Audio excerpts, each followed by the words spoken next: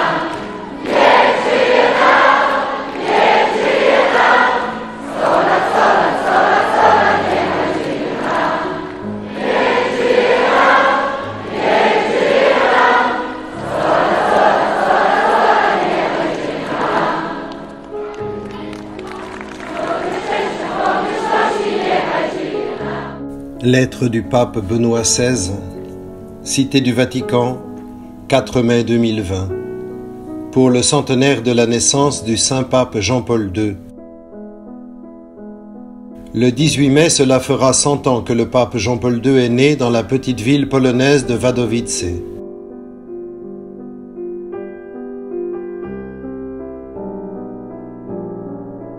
La Pologne, divisée pendant plus de 100 ans par les trois grandes puissances voisines, la Prusse, la Russie et l'Autriche, avait retrouvé son indépendance à la fin de la Première Guerre mondiale.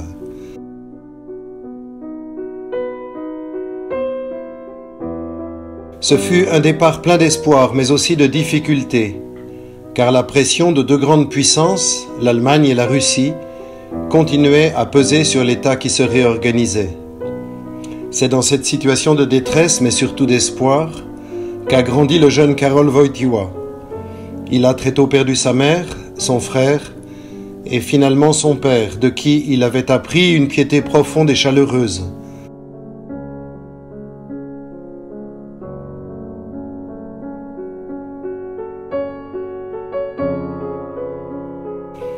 Le jeune Karol était particulièrement passionné par la littérature et le théâtre, et après le secondaire, il a commencé à étudier ces matières.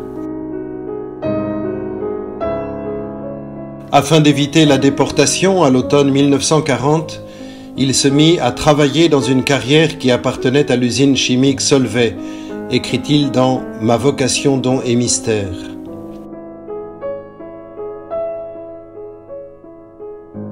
À Cracovie, il était entré au séminaire créé secrètement par l'archevêque Sapieha dans sa propre résidence. Tout en travaillant comme ouvrier d'usine, il avait commencé à étudier la théologie à partir de vieux manuels afin de pouvoir être ordonné prêtre le 1er novembre 1946.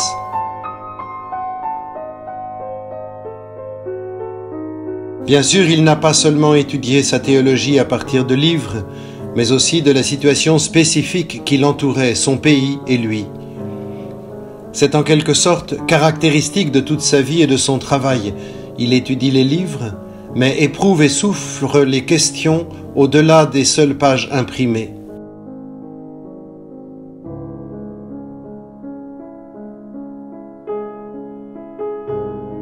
Le pape a parcouru le monde lors de 104 grands voyages pastoraux.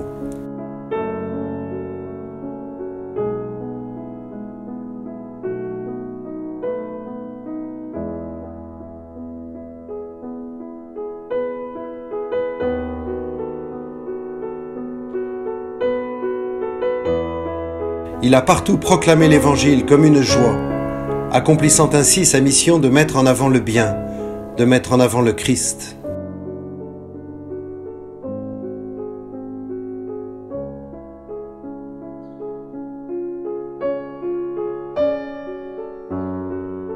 En 14 encycliques, il a de nouveau exposé toute la foi de l'Église et sa doctrine.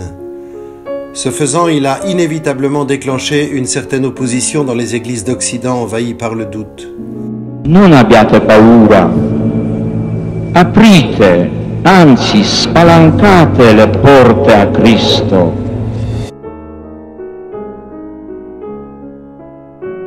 Aujourd'hui, il me semble important de rappeler le véritable centre à partir duquel le message de ces différents textes doit être lu. Ce centre a été révélé à l'heure de son décès. Le pape Jean-Paul II est mort dans les premières heures de la fête de la Divine Miséricorde qu'il avait lui-même instituée.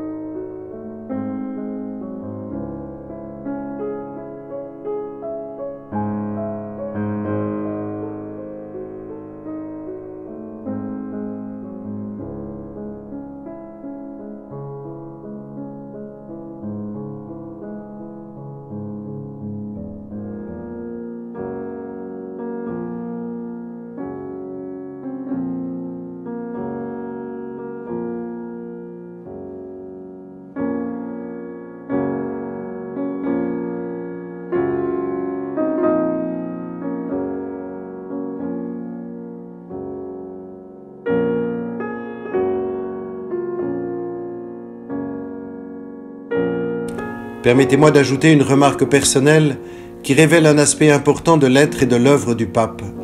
Dès le début, Jean-Paul II a été profondément touché par le message de Faustine Kowalska. Cette religieuse de Cracovie a mis en lumière la divine miséricorde comme un centre essentiel de la foi chrétienne et avait souhaité une fête liturgique pour la célébrer.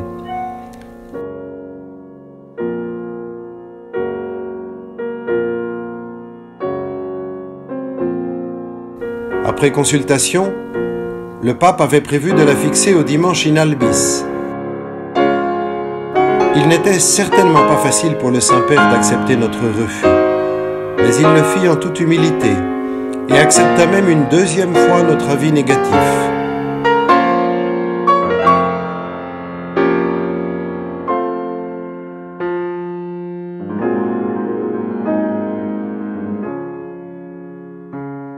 Il y a eu d'autres occasions semblables où j'ai été impressionné par l'humilité de ce grand pape qui renonçait aux idées qui lui tenaient à cœur parce qu'il ne rencontrait pas l'approbation des organes officiels qui doivent être consultés selon les règles établies.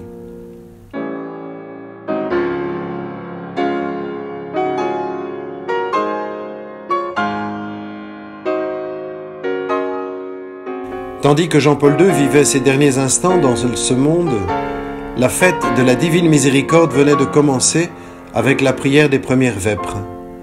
Cette fête a illuminé l'heure de sa mort. La lumière de la miséricorde de Dieu a fait briller sur sa mort comme un message de réconfort.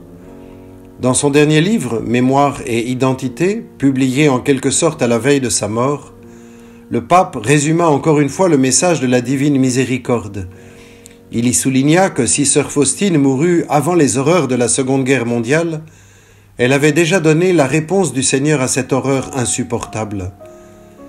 C'était comme si le Christ voulait dire par la médiation de Faustine « Le mal n'obtiendra pas la victoire définitive. Le mystère pascal confirme que le bien finira par l'emporter, que la vie vaincra la mort et que l'amour triomphera de la haine. »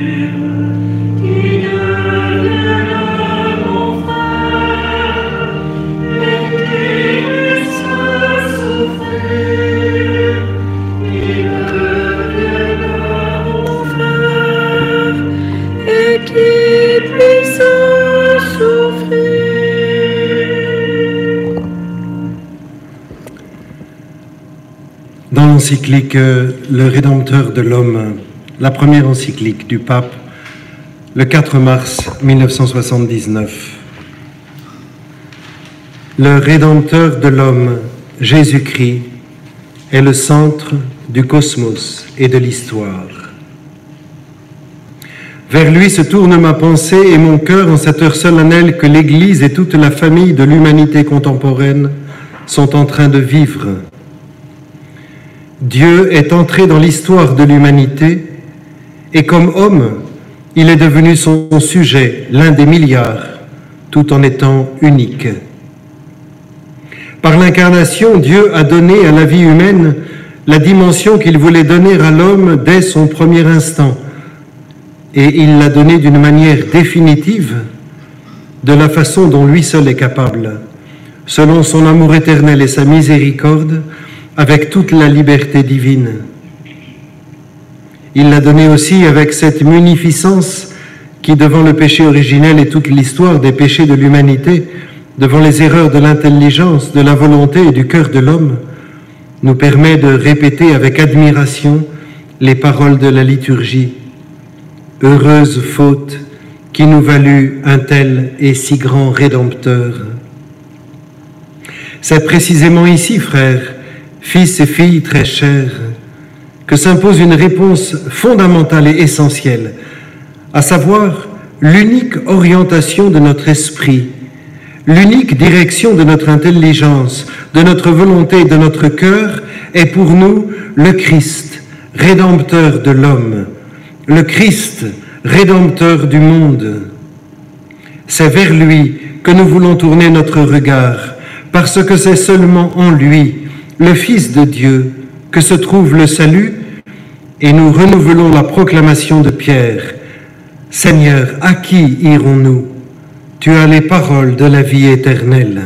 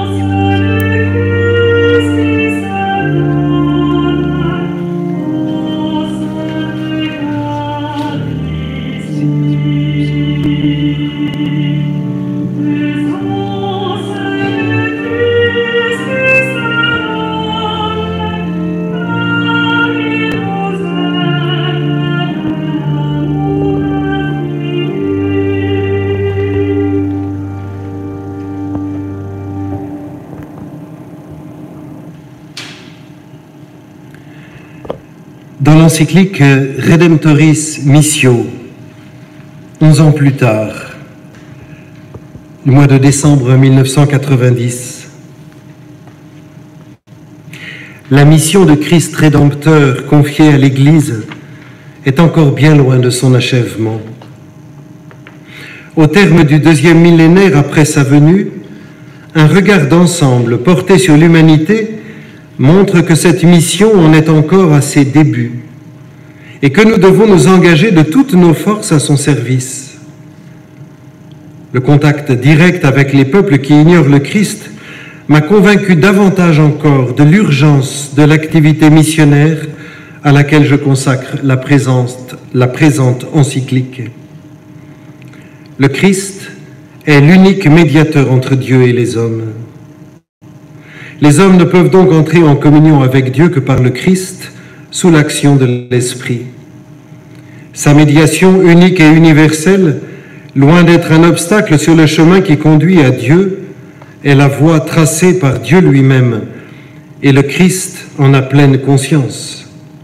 Le concours de médiation de type et d'ordre divers n'est pas exclu, mais celles-ci tirent leur sens et leur valeur uniquement de celle du Christ, et elles ne peuvent être considérées comme parallèles ou complémentaires.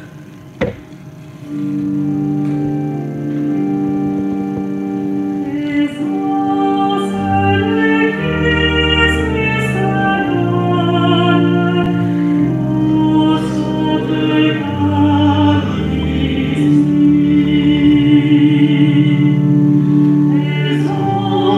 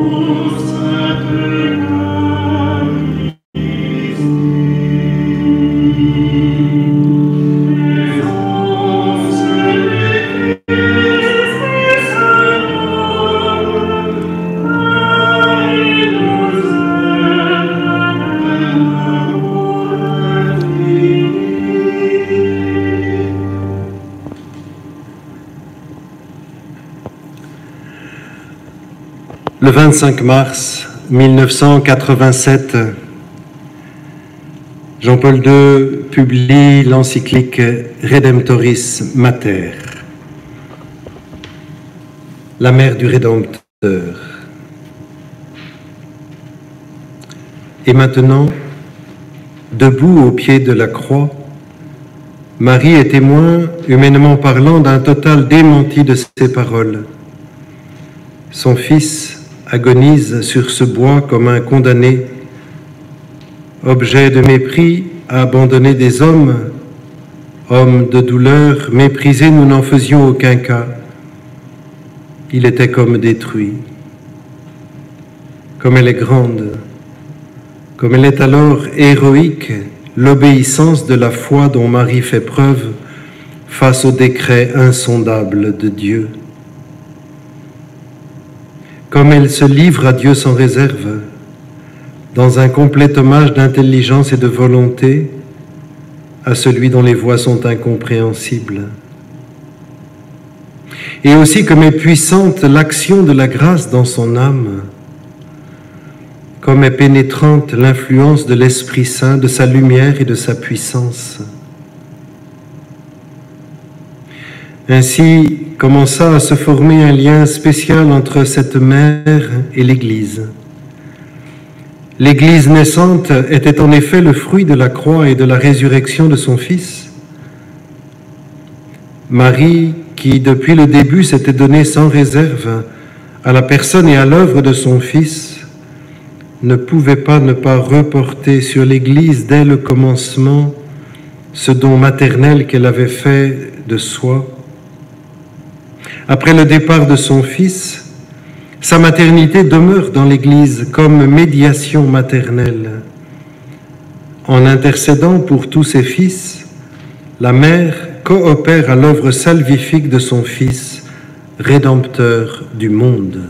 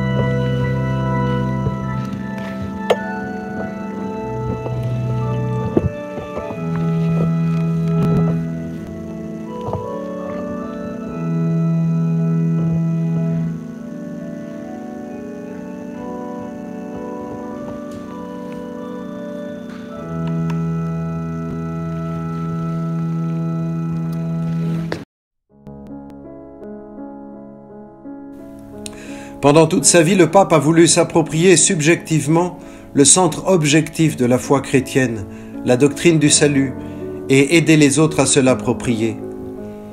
À travers le Christ ressuscité, la miséricorde de Dieu est destinée à chaque individu.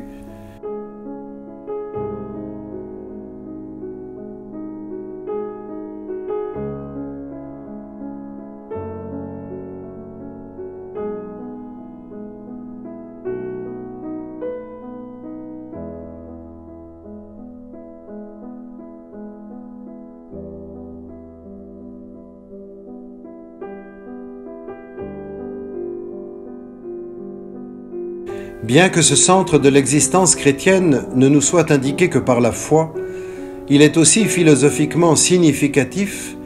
S'il n'y avait pas la miséricorde de Dieu, nous devrions trouver notre chemin dans un monde sans ultime pouvoir du bien contre le mal. Au-delà de cette signification historique objective, il est indispensable que chacun sache qu'à la fin, la miséricorde de Dieu est plus forte que notre faiblesse. C'est également ici qu'on constate l'unité intérieure du message de Jean-Paul II et des intentions fondamentales du pape François.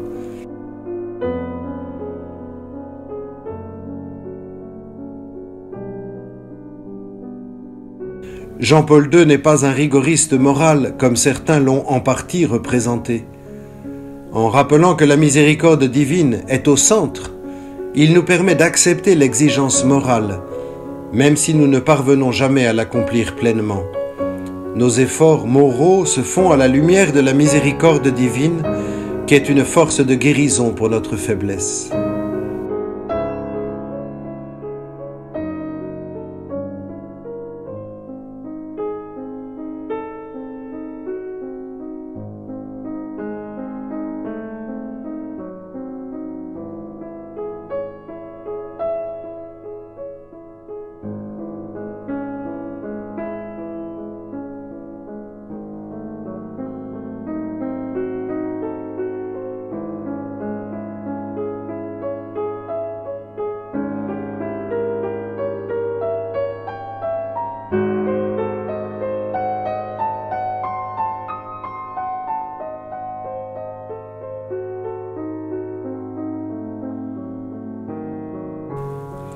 À la mort du pape Jean-Paul II, de nombreuses personnes étaient présentes place Saint-Pierre, surtout des jeunes, qui voulaient rencontrer leur pape une dernière fois.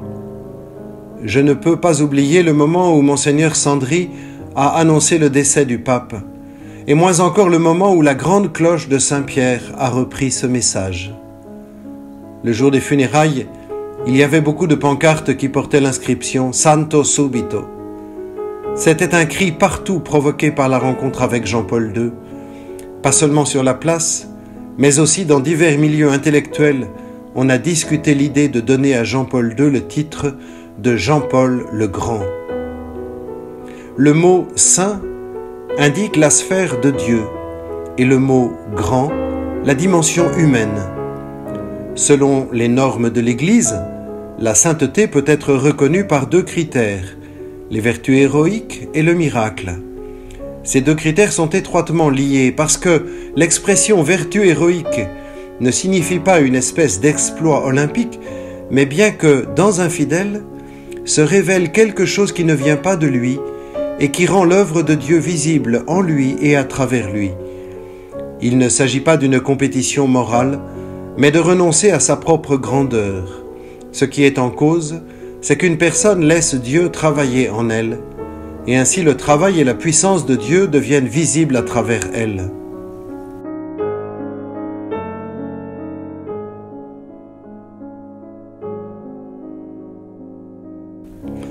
La même chose s'applique aux critères du miracle. Ici, pareillement, on n'attend pas un événement sensationnel, mais la révélation de la bonté de Dieu qui guérit d'une manière qui dépasse les simples possibilités humaines. Le saint est un homme ouvert à Dieu et imprégné de Dieu. Est saint celui qui se détourne de lui-même et nous laisse voir et reconnaître Dieu.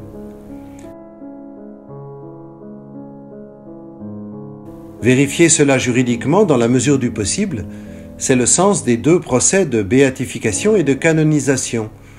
Dans le cas de Jean-Paul II, les 2 ont été effectués strictement selon les règles en vigueur. Ainsi, il se tient maintenant devant nous comme le Père qui nous rend visible la miséricorde et la bonté de Dieu. Il est plus difficile de définir correctement le terme « grand ». Au cours des près de 2000 ans d'histoire de la papauté, le titre de grand n'a été associé qu'à 2 papes, Léon Ier, au 5e siècle, et Grégoire Ier, à la charnière des 6e et 7e siècles. Le mot « grand » a dans les 2 cas une connotation politique, dans la mesure cependant où quelque chose du mystère de Dieu lui-même devient visible à travers l'œuvre politique.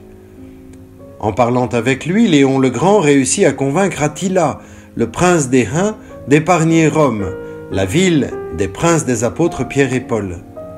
Sans armes, sans pouvoir militaire ou politique, mais par la seule force de sa conviction pour la foi, il a persuadé le tyran redouté d'épargner Rome. L'esprit s'est montré plus fort dans la lutte entre l'esprit et le pouvoir. Bien que Grégoire Ier ne remporta pas de succès aussi spectaculaire, il réussit à plusieurs reprises à protéger Rome contre les Lombards, ici aussi en opposant l'esprit au pouvoir et en assurant la victoire de l'esprit. Si l'on compare ces 2 histoires avec celle de Jean-Paul II, la similitude est évidente. Jean-Paul II, lui non plus, n'avait aucun pouvoir militaire ou politique. Lors des délibérations sur la forme future de l'Europe et de l'Allemagne en février 1945, on observa que la réaction du pape devait également être prise en compte. Alors Staline demanda « Le pape, combien de divisions ?» Il n'avait bien sûr aucune division à sa disposition, mais la foi s'est avérée une force qui finalement fit vaciller le système de pouvoir soviétique en 1989 et permit un nouveau départ. Il est incontesté que la foi du pape a été un élément essentiel dans ce bouleversement des pouvoirs.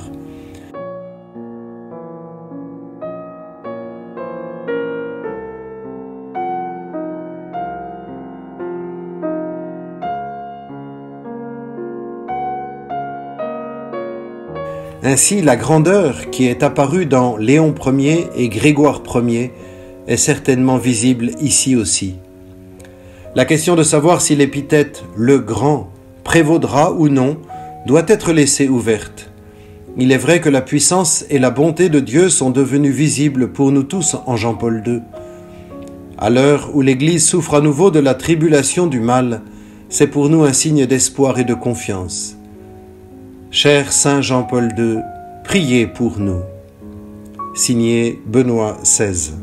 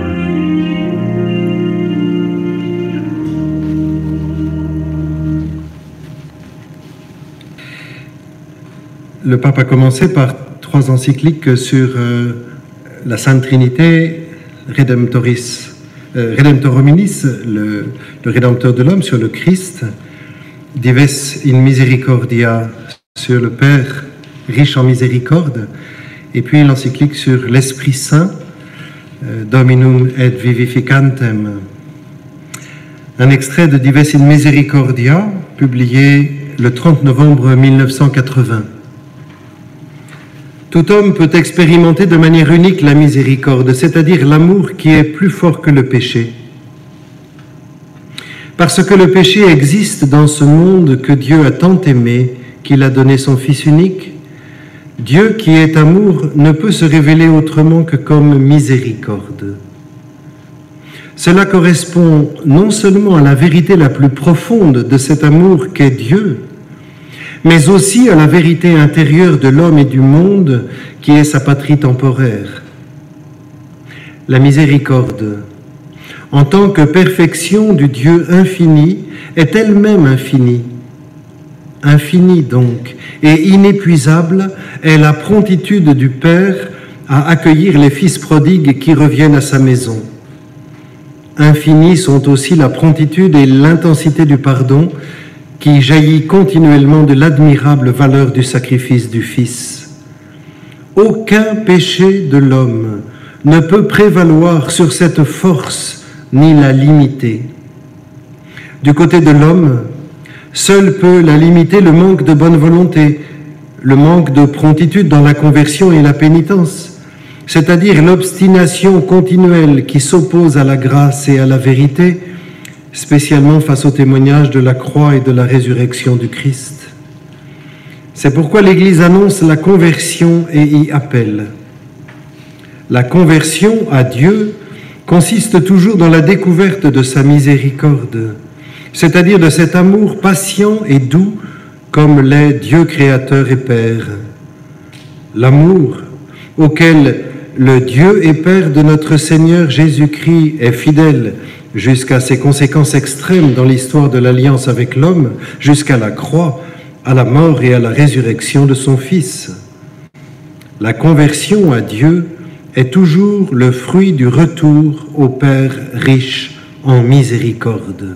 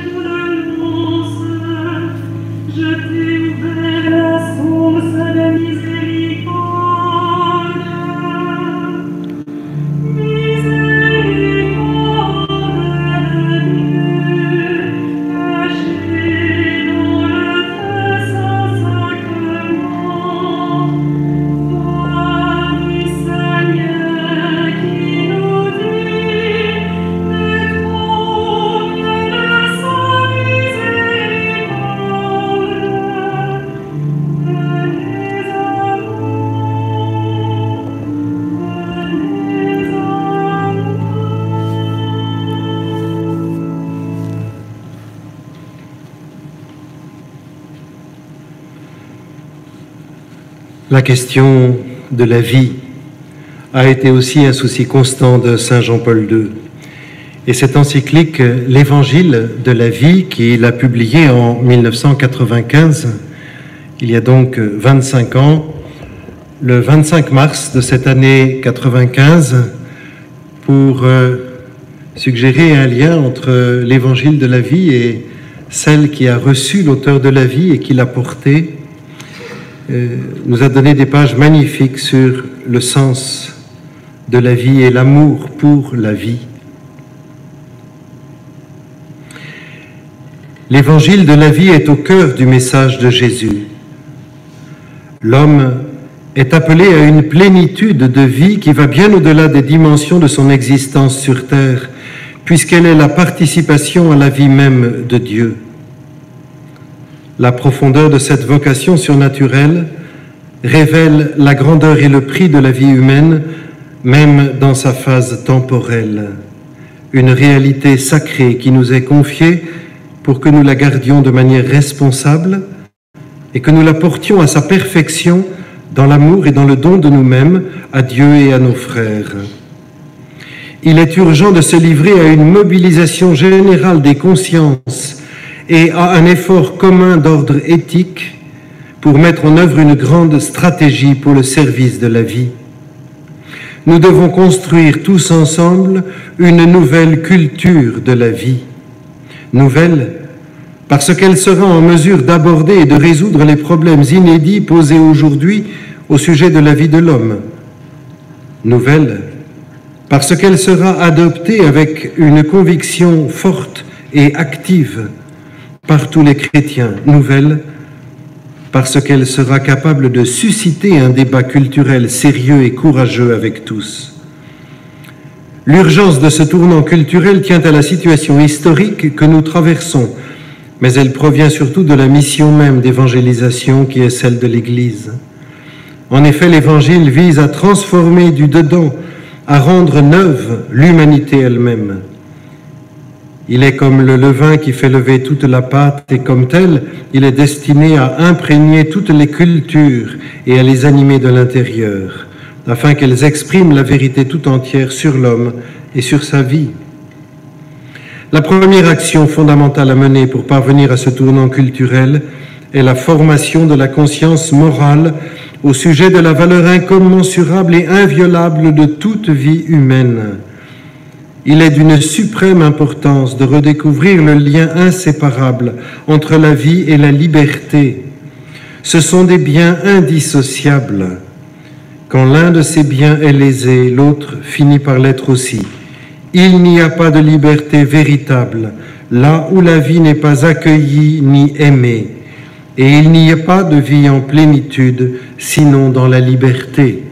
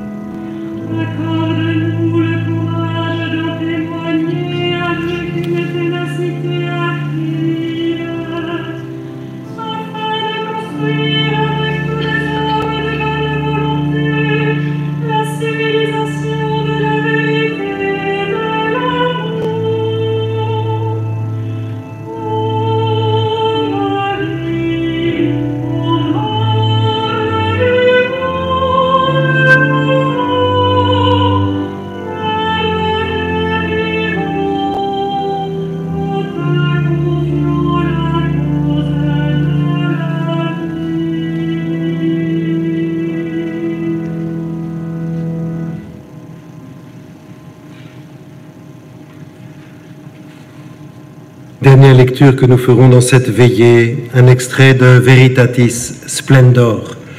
Nous savions que Jean-Paul II travaillait à un grand texte sur la question de la vérité, et lorsque je ne sais plus qui lui avait demandé sur quoi porterait l'encyclique et qu'est-ce qu'il y aurait dedans, avec son air malicieux, Jean-Paul II avait répondu, le titre ce sera Veritatis Splendor, tout est dit. Nous allons cependant lire un petit extrait. Cette encyclique, il l'a sortie le 6 août, en la fête de la Transfiguration en 1993. La splendeur de la vérité se reflète dans toutes les œuvres du Créateur et d'une manière particulière dans l'homme créé à l'image et à la ressemblance de Dieu. Aucun homme ne peut se dérober aux questions fondamentales. Que dois-je faire ? Comment discerner le bien du mal? La réponse n'est possible que grâce à la splendeur de la vérité qui éclaire les profondeurs de l'esprit humain. C'est là que prend son sens l'enseignement de l'Église sur la vie morale. C'est une exigence que lui a confiée le Christ. Jésus lui-même prend l'initiative et invite à le suivre. Suivre le Christ est le fondement essentiel et originel de la morale chrétienne. Comme le peuple d'Israël suivait Dieu qui le conduisait dans le désert vers la terre promise. De même, le disciple doit suivre Jésus vers lequel le Père lui-même l'attire. Il ne s'agit pas seulement ici de se mettre à l'écoute d'un enseignement et d'accueillir dans l'obéissance un commandement. Plus radicalement, il s'agit d'adhérer à la personne même de Jésus, de partager sa vie et sa destinée, de participer à son obéissance libre et amoureuse à la volonté du Père.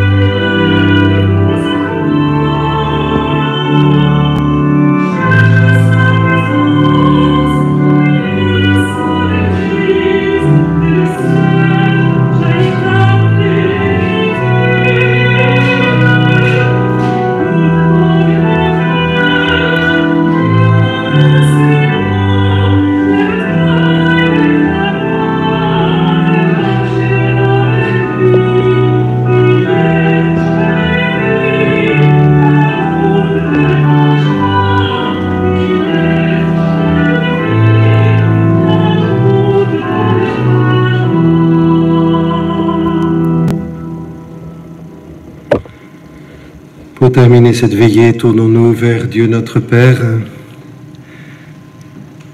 avec cette prière que le Seigneur nous a laissée et que Saint Jean-Paul II a si souvent priée, lui qui égrenait si volontiers son chapelet. Et nous saluerons ensuite la Vierge Marie. Notre Père, qui es aux cieux, que ton nom soit sanctifié, Que ton règne vienne, que ta volonté soit faite sur la terre comme au ciel. Donne-nous aujourd'hui notre pain de ce jour. Pardonne-nous nos offenses, comme nous pardonnons aussi à ceux qui nous ont offensés. Et ne nous laisse pas entrer en tentation, mais délivre-nous du mal. Et en ce temps pascal, saluons la Vierge Marie.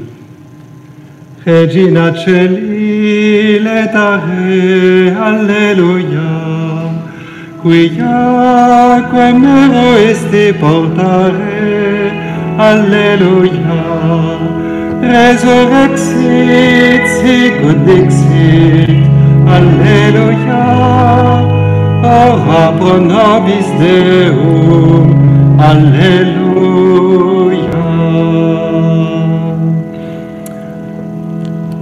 Un grand merci à Donatien Poibeau qui a préparé les 2 vidéos, à Laetitia Duroy qui a magnifiquement chanté et à Slava Shefliakov qui accompagnait à l'orgue.